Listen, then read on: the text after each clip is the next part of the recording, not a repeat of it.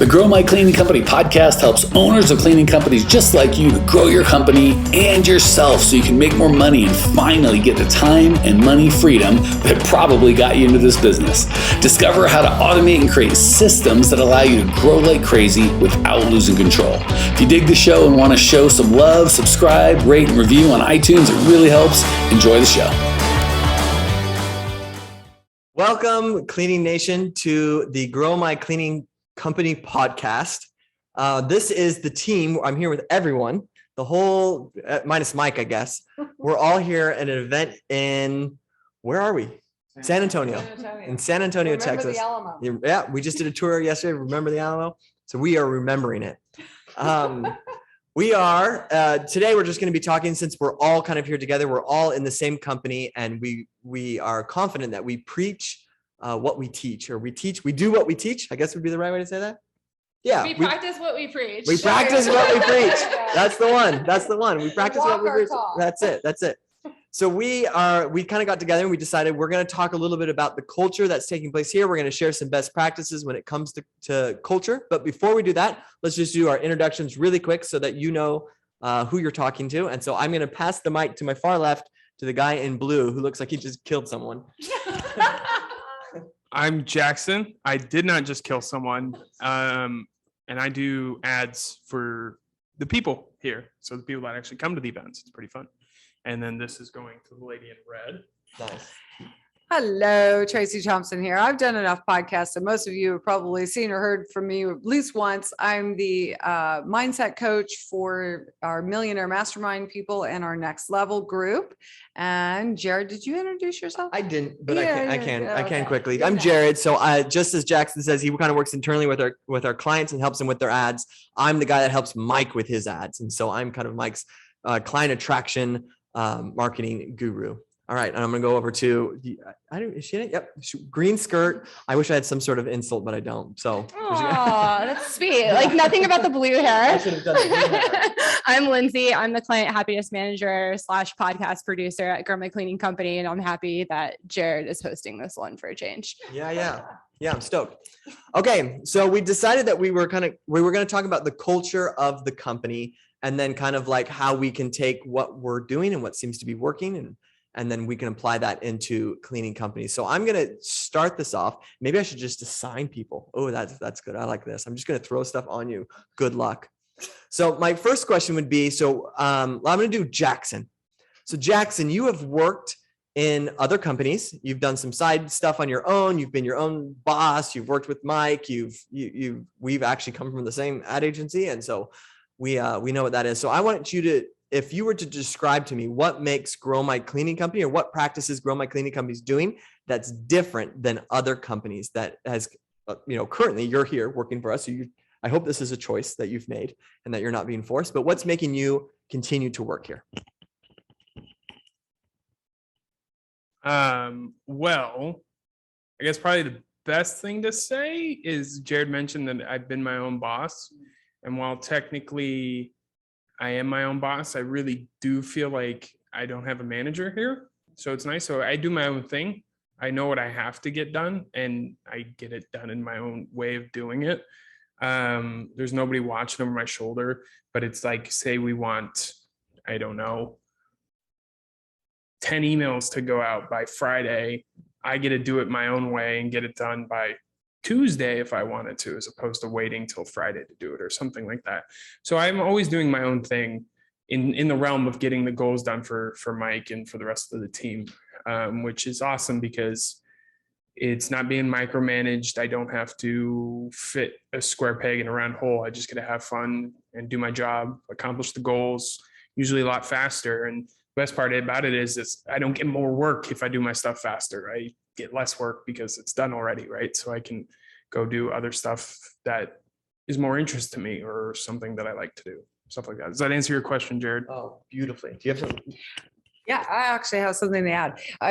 Just to piggyback on what Jackson said, I think what's wonderful about this culture that of course, Mike is the leader, but we've built together as a team is having autonomy. I think that's what you were saying. So being able to sort of be like your own boss, own your job, but not feel like, and we work together really well, but we don't feel like hopefully nobody here feels like, oh, Tracy's always telling me what to do, or that Lindsay's always, a taskmaster or whatever. It's wonderful when every one of us understands what we're supposed to do and we get it done in the way that makes the most sense to us. But the culture here is cooperation, if that makes sense. So we're not bossing each other, but we're working in synergy, which I think is fantastic. Yeah. Yeah, I think you'll notice in the introductions as we went down, no one was crossing over with what they do. We all have our own roles. And so that it eliminates this feeling of like almost like competition or like, or confusion. So there wasn't like, oh, hi, I'm an operations manager. And it's like, well, no one really knows what you do as an operations manager, but it's like, I'm in charge of client happiness. I'm in charge of getting clients for Mike. I'm in charge of keeping or running ads for this. I work with internally, like we all have our own distinct role. And that allows us to then put kind of to piggyback what Jackson's saying, like maximize that role and be able to optimize and create our own systems and processes within that role so that we can become really good at that without confusion. And I think that's part of what's helped, Mike kind of grow. And I want to say, we were just talking about this today at the event. I think it was today, maybe it was yesterday, about role assignment and how often in the cleaning industry, cleaning company owners want to hire a manager. And you may be out there, Clean Nation, thinking to yourself, well, maybe that's what I need. I need a operations manager. I need a field manager. I hear that one a lot. Supervisor, or somebody that can just take care of kind of everything. And maybe they can do a little bit of this and a little bit of that.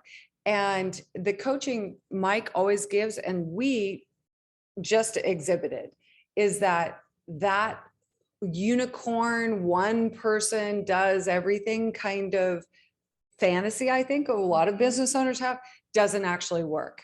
And if it does work, God forbid that person leave, because now you can't replace that one person because they're doing 5 people's jobs. So just to clarify a little bit more about how this might relate to you is, if you're thinking, I want a manager, I would encourage you, we would all encourage you, because we experience it ourselves, be specific about the activities or the things or the outcomes that you want, and then hire for that, rather than say, I want to hire a position and then just load that person up with everything and anything like the kitchen sink, just throw everything at them. Yeah. Any thoughts on that, Lindsay, since that's your expertise? Yeah, I can totally speak to this because it actually happened to me, because we practice what we preach, because I was the operations manager here before I was the client happiness manager. And I didn't even tell Mike until I lost my mind, but I was working 40 to 50 hours every week. And it was because I was doing the work of at least 3 people. And then I had as Tracy would call it, a come to Jesus moment with Mike.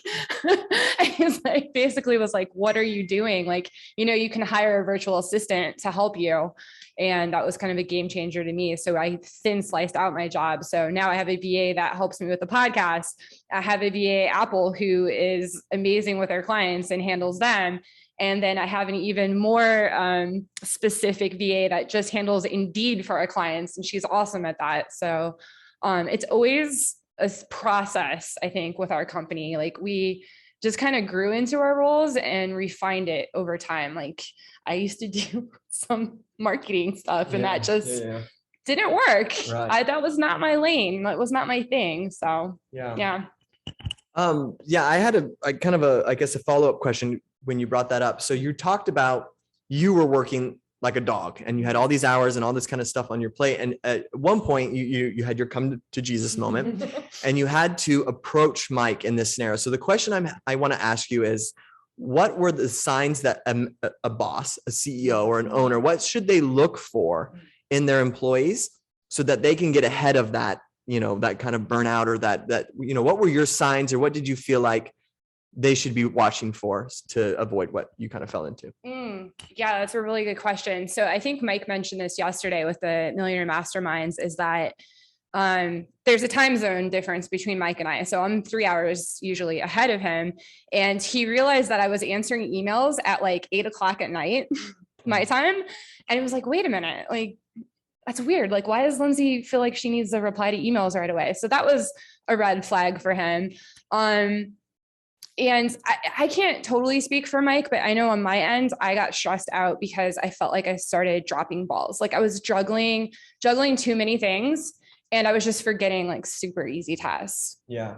So hopefully that answers. Yeah, no. And I think what happens is there's that worry of like, oh, my employee's not good, or my employee's not caring, or she's making all these mistakes that could have gone down and then fired. And guess what would have happened? He would have hired someone else and fired him and hired him and fired him. And so what instead took place is that Mike looked at the process itself and said, oh, I think what's happening is Lindsay's unclear what her tasks are, and I'm unclear what her tasks are. And so I'm just kind of dumping stuff on without really knowing her time management. And so when Lindsay was clear with what she was doing and Mike was clear with what he needed, that's when Lindsay could then maximize that role. And I think that's kind of the overall theme that we want to be able to pull from all of this so far, is that you need to be really clear with your roles and what you're trying to get your employees to do, and then go from there. Jackson, I'm going to ask you a question. And actually, this will go to Jackson and then Tracy. You both work internally with our clients, and so does Lindsay, but I'm going to give Lindsay a break because I just roasted her. You see all different types of owners of cleaning companies come in. And so what's great about the position that you're in is a lot of us, we have different levels within our program.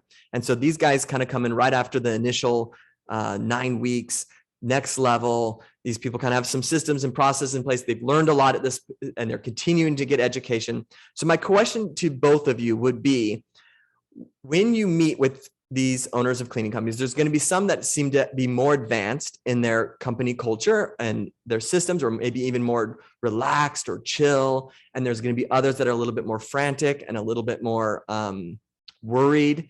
And so what advice would you give to a cleaner that you see when you're looking at these the more chill, or the more that seem a little bit, they have more control? What advice would you give? They're like, oh, I see that they all kind of have this quality about them, or I see that they're doing this thing that seems to be really helping their company culture. So I'll start with Jackson. If you could just kind of tell me the difference between one that's on the track and one that's off the track when it comes to just kind of the cultural side. Do you want me to start with Tracy? He looks like he's thinking. No, I can. Okay, he's got it. That's my thinking face, all scrunched up. So probably the biggest difference, I guess, from like well, it's interesting because I don't have any insight into their company culture at all. I have insight into the owner's culture, Right. because I talked to the owner. Let's talk there then. Yeah. So the people who are cool, calm, and collected, as I say, one, they come off as cool, calm, and collected. They could be bankrupt and I wouldn't know.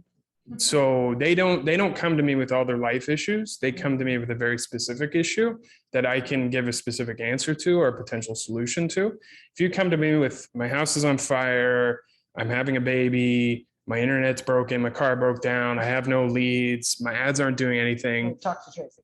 I have nowhere to start on that, because it's way too much. So the people who at least are coming across as they have it together, they have a specific issue, and they might have more than one issue, but they piecemeal them out. They know what's most important. They know what's least important in terms of timeline of what I need to get it fixed.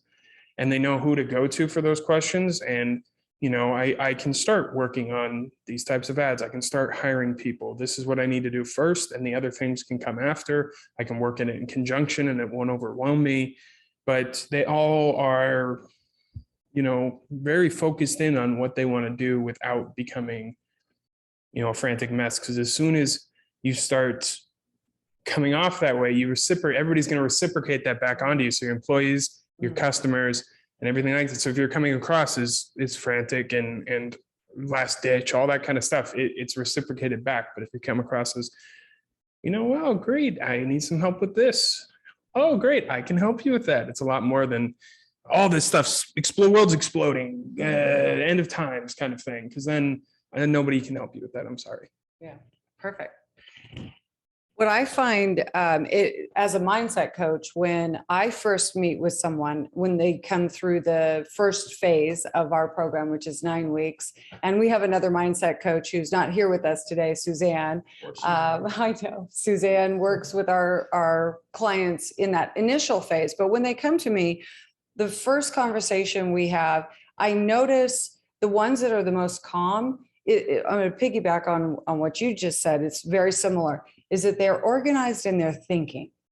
So they're not what they're not doing is they're not saying, oh my gosh, there's this and there's that, and I can't hire, and I do, like a machine gun. And that's usually chaotic thinking. They're not organized in their own headspace, right? And so then they're emotionally reacting to that. And then it just trickles downhill. So culture is built from the leadership down. And if you're frenetic, if you're chaotic in your thinking and you can't articulate one thing at a time, how are you ever going to delegate?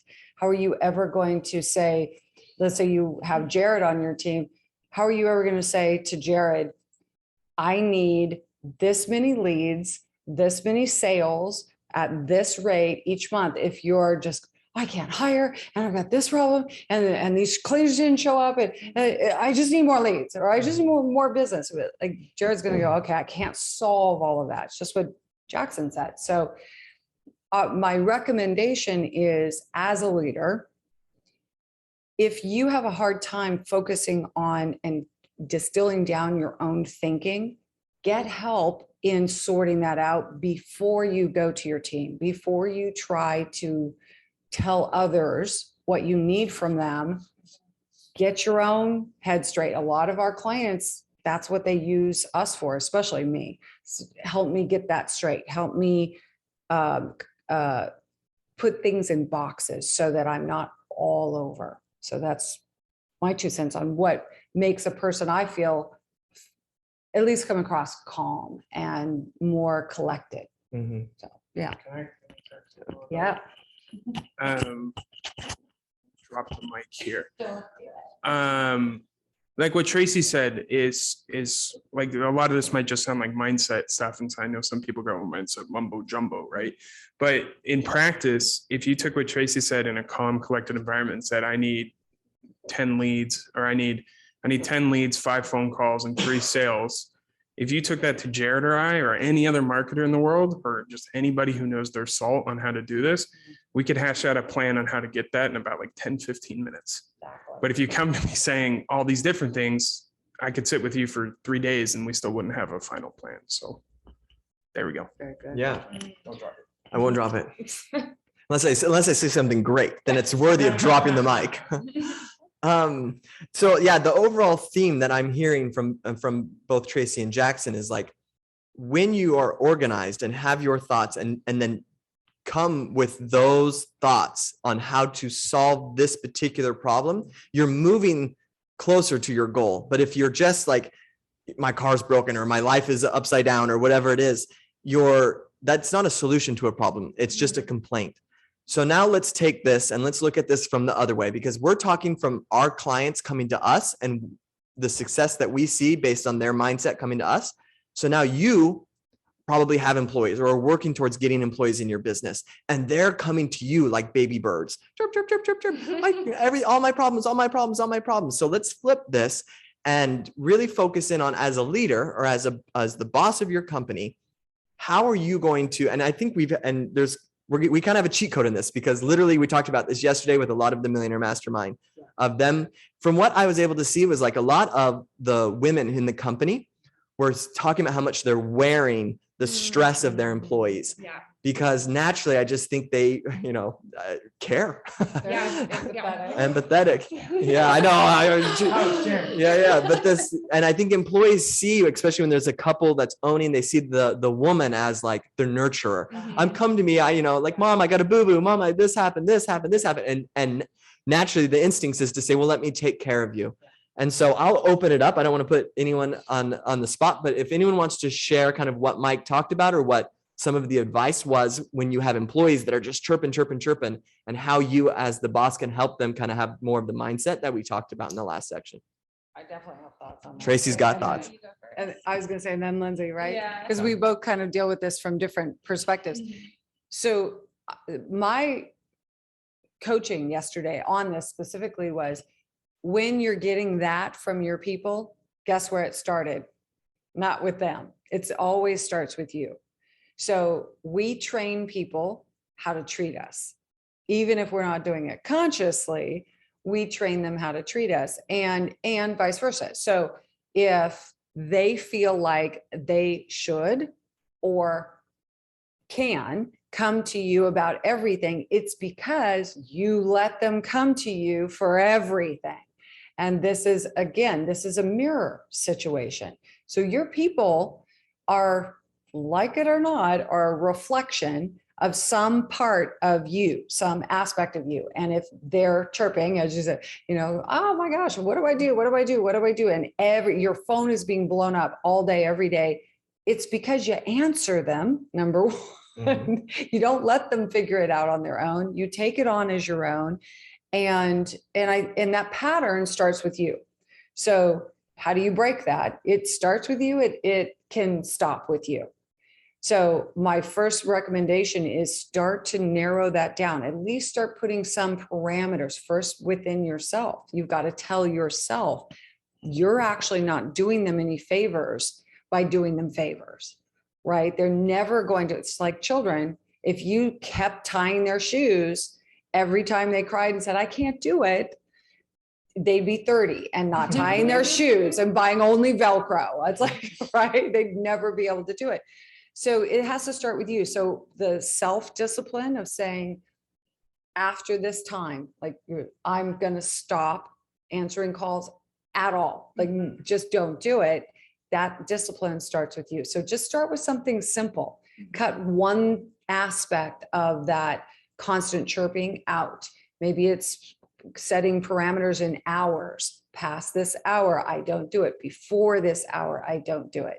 Something that starts to flip the dynamic so that you're in charge. So that's my 2 cents on that particular topic. Yeah, I was just going to add that it's really empowering to your employees to or the people under you, if you will, if you give them the opportunity to grow.